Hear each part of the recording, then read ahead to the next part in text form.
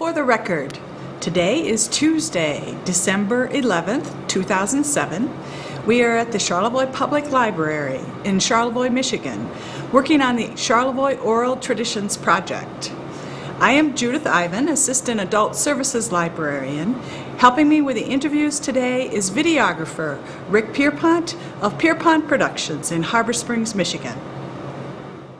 We're here today with Bill Stevens, and Bill, you've lived in Charlevoix, or the area, all your life. Yes, ma'am. And I would like to ask when you were born.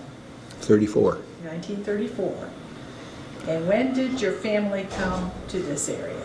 1877. And where did they live when they came here? They settled in a little community of Phelps, which wasn't Phelps then. It was just a farming community. Okay. Where's that located?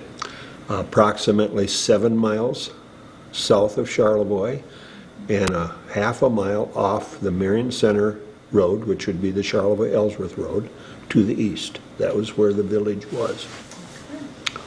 Well, we're interested to hear all about this village and what life was like then.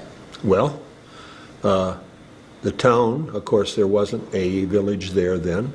The railroad went through in 1894.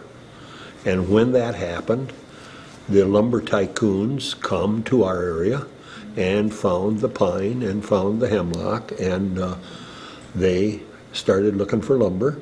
And when that happened, the little town was formed because mills started, because the railroad made access to that mill, shipping lumber and bringing logs and etc. So that's what started the town of Phelps. And the very first name of it was Blue Siding. Blue Siding. I cannot answer why it was Blue Siding. I don't know that. But in all the little bits in history, and my parents told me it was Blue Siding.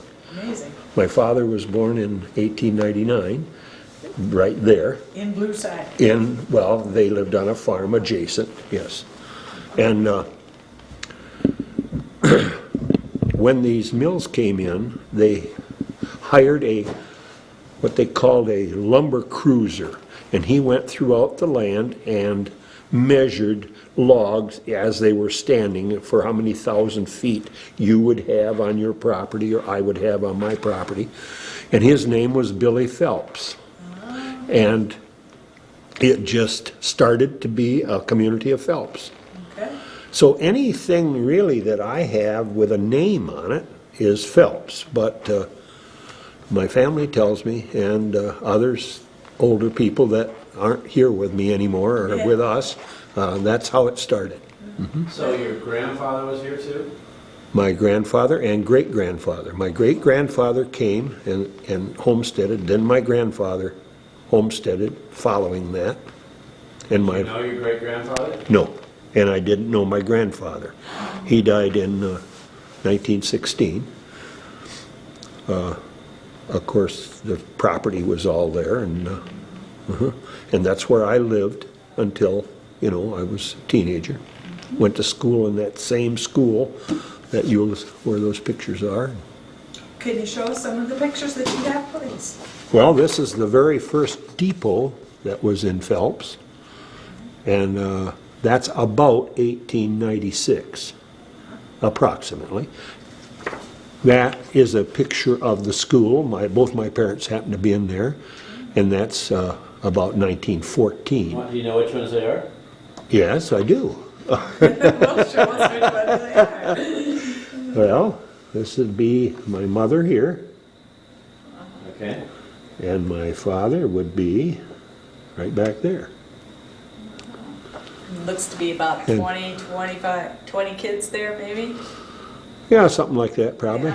Yeah. So Yeah. what year would that have been about? This happens to be in about 14, 1914. This new school was built from the one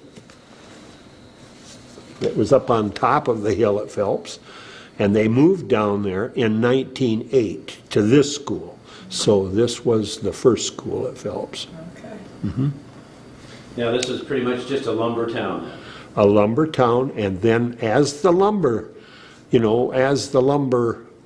left, the farming and agriculture took over, and that's what kept the town going.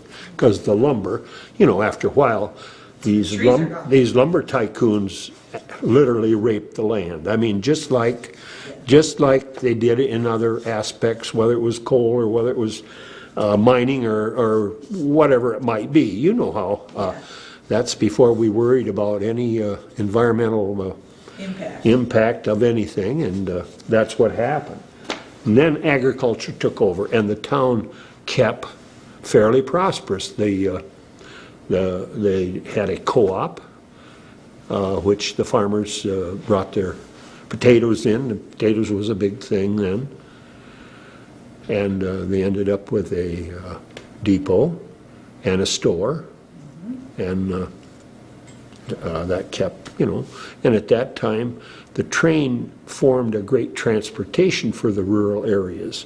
The train stopped at the depot on its way to Petoskey, would pick the people up, run them, drop them off in Charlevoix. They would hop on a dray here, come into town, do their business. They had about 2 hours. The train came back from Petoskey. They would get on the train and get off at Phelps. The same with the people south. Bel Air or Central Lake or Ellsworth.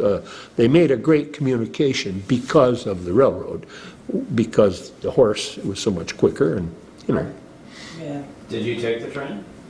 I rode on that train, but by then, when I grew up, the depot had closed, the store had burnt, and once that happened, the village, just kind of, the mills left, of course, after the lumber was gone. Yeah, exactly.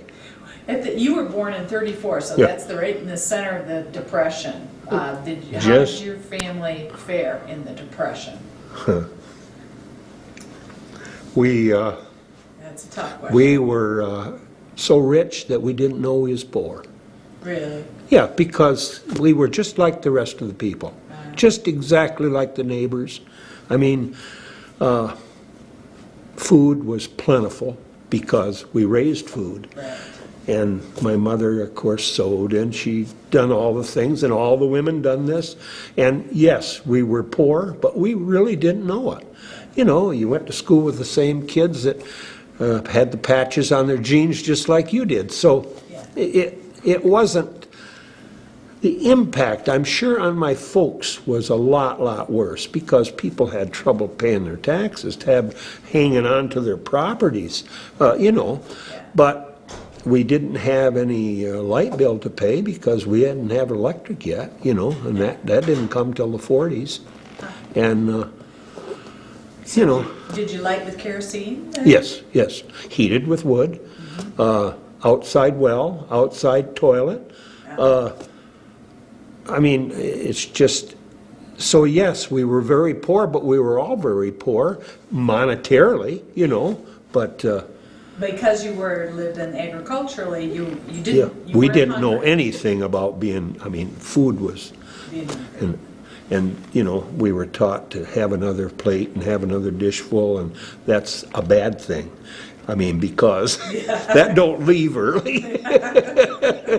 You like good food, so that was instilled in you, and anyway. So what did your parents grow on the farm?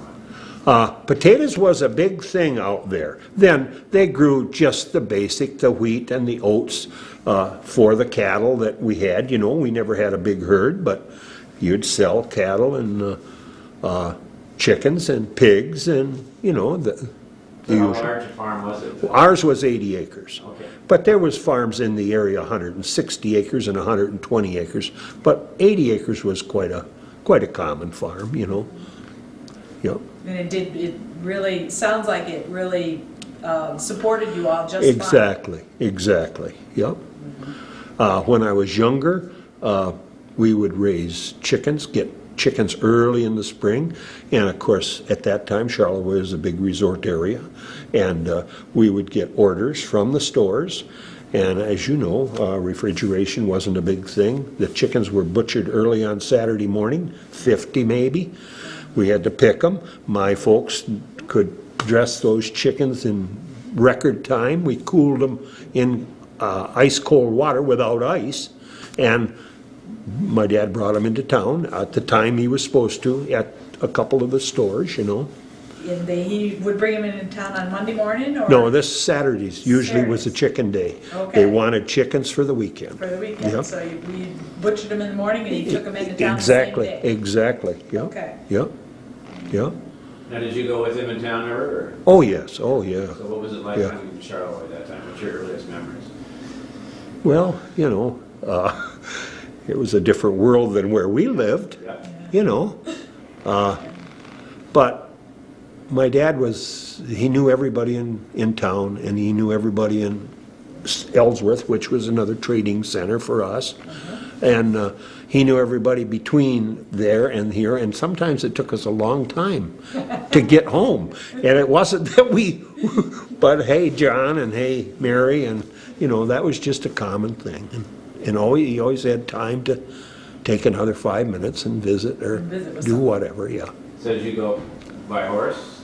No, car then, Model A, yeah, yeah. We had horses on the farm. I mean, Right. we didn't have tractors yet, and we didn't have electric yet, and we didn't have telephones yet. That wonderful cell phone, it wasn't even there. So you went to school at this school then, is that correct? I did, and in 40, you know, I believe it was 43 or 44, we transported to Charlevoix. That was one of Charlevoix's first buses. And the school board did not want to let go of the reins of controlling that school. And a lot of schools hadn't transported at all yet. Phelps transported with the idea that if the school board and the parents didn't like this, that they would continue on with a rural school. Our other communities that were adjacent, like Barnard, Marion Center School, which was on the way towards Charlevoix, Loeb School, some of these hadn't transported. So Charlevoix done this, I think, 2 years. And the parents loved it so much better, but the old school board members weren't easy to let go of the ties. But then we finally consolidated, and, you know, and we were part of the Charlevoix school system. So you came to school here then? Then we came to school here, and I started here in this building in the 4th grade. So you must have had your first kindergarten through 3rd then out at Phelps? Yes, Yes. yes, You have yes. any more pictures? You want to show us a couple more since we're finished? One room school. This is the outside of the school. That'd be the first year that we transported to Charlevoix. That would be the very first year, which was, like I said, I think in 43. Okay. Those cars you see there were all our farmers' cars, and the Marion Center Road was plowed periodically in the winter, see? None of the side roads were, none of them. And they all parked their cars out at the schoolyard, because there was no school now, we're transported. You trained? And on Saturdays, that was the day to go to town. They would bring the horses out on the sleigh and hopefully get these old flivvers to start. And I don't know if you can picture this, but radiators and things they had leaks in. I mean, you didn't, and nobody had, antifreeze wasn't heard of. It was an alcohol solution that you put in to keep it from freezing. And so a lot of times they would come out there and they'd get that car running before, and then they'd have a cream can full of water, and then they'd start pouring water in the radiator. They'd first get it started, because if they didn't, you put the water in first, it would freeze immediately. So they'd get the car running, then put the water in and get her going, and then they went to town, took some goods in and brought groceries back. And so this would have been the turn of the school transporting and the farmers, you know, parking their cars out there, and that's where the car stayed, you know, all winter. The first community parking lot. That's right. That's right. This was the very first store that I know of in Phelps. You know, the very earliest one. And when do you think this picture was? I would say probably 94, 95, probably the same time that the rail came through and they opened a depot. This would be the last store, and that store burnt in 26. And when that store burnt, the It's the beginning of the end of the villages, Villages. yeah. And this was taken at about 19. So you never got to go into these stores? I did not. You just missed them. I just missed them. Yep. You got a couple more there you want to show us? Here's an early picture of the Phelps Church. Now that's set out on the Marion Center Road, the corner of Marion Center and Phelps Road. Okay. The church did. I showed you the depot, didn't I? Yeah. This would have been the school in the 20s probably. Do you remember going to school those first couple of years there? Oh, yes, very much so. So Yes. all the kids were there from first grade to, high school? Kindergarten through 8th grade, yes. Yes. Now, my sisters that was older than I, you talk about the Depression part, one graduated in Charlevoix in 38, and the other one, the one graduated in 37, the other in 39. Now they, in order to go to high school, had to leave the home and start the 9th grade here, and they would find a place in town to work. And usually that meant no pay, but they would babysit, they would do housework, they would do laundry, they would do meals, and then if they were lucky on Saturday night, they could get a ride back home somehow or another and spend Sunday with their family, then back on Sunday night to go to school and work all week. But there was no money exchanged, none at all. So even though it was only 7 miles, they just... Well, the transportation wasn't available to go. Once in a while, there was a family that had a car, and they would pool, enough, so there was $1 here and $1 there, and all the kids would get in that car, and the older boy, usually, would be the one that would drive to... everybody. Yeah, exactly. And the same went, we had a lot of our neighbors that went to Ellsworth. And we have a neighbor who is still alive and very sharp. I think he's about 93, Burr Blanchard. He actually walked to Ellsworth daily to school, and that would be about 5 miles. Wow. Yep. So you took the bus back and forth, though, and you... But when we transported, then we had the first bus, I believe, that Charlevoix had, because that bus would make our route, and it would make a route on the north side of town. Like I say, Barnard and Norwood, those schools hadn't transported or consolidated yet, because I was in school here, my second year, when those schools were transported. Did the bus come to your home, or did you have to... The bus came by our home except in the winter, and we would have to walk out to the corner, because the roads still weren't plowed. Yep. Tell us about something you remember that was fun from your time in the one-room school. Well, recesses were fun because all the kids played together, from kindergarten through 8th grade.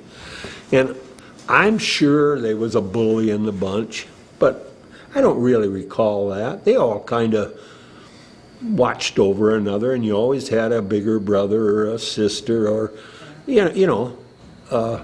had a good time. What kind of games did you play? Ante-I over, that's where you threw the ball over, and if you didn't catch it, then you run around the, kick the can, lots of baseball in the spring. We would, at that time, I was going to explain, the kids from Barnard, the kids from Clark School, Marion Center School, we in the spring would walk as a field day, we would walk early in the morning, leave school, to that school and play a ball game at noon, have lunch, then walk home at night. And the walking meant maybe through the fields because it didn't, you weren't trespassing then. I mean, everybody knew everyone, and you would look at different flowers and you'd look at different grasses or trees or whatever the season might be. I remember getting a lot out of the field trips as well as the baseball game, you know. Yeah. But that way, already we knew a lot of these neighbors because you just did. They neighbored back and forth even though they were that far away.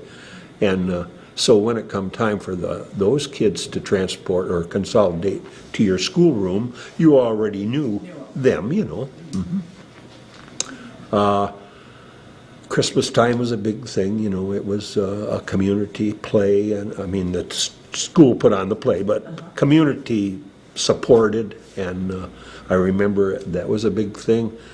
Probably about now, before Christmas, 2.5 weeks, usually one of my brothers were bigger and they could take our horses, and the teacher would ask, what farmer, what kids do you think your mom and dad would let us cut a Christmas tree? So that day you'd get to bring the horses to school on a sleigh, and everybody'd pile on, and you'd go out and cut that tree and drag it back, and you know, it was just a big outing. Yeah. Yeah. Sounds wonderful. Yeah. I had a couple older brothers that always done janitor work at the school, and they would have to come early in the morning and build fires and you know, so on, carrying water. No, there was no running water there. And everybody stepped out back, Yep. right? Yep. You had an outhouse though, right? Yep. And then later years, they added a, well,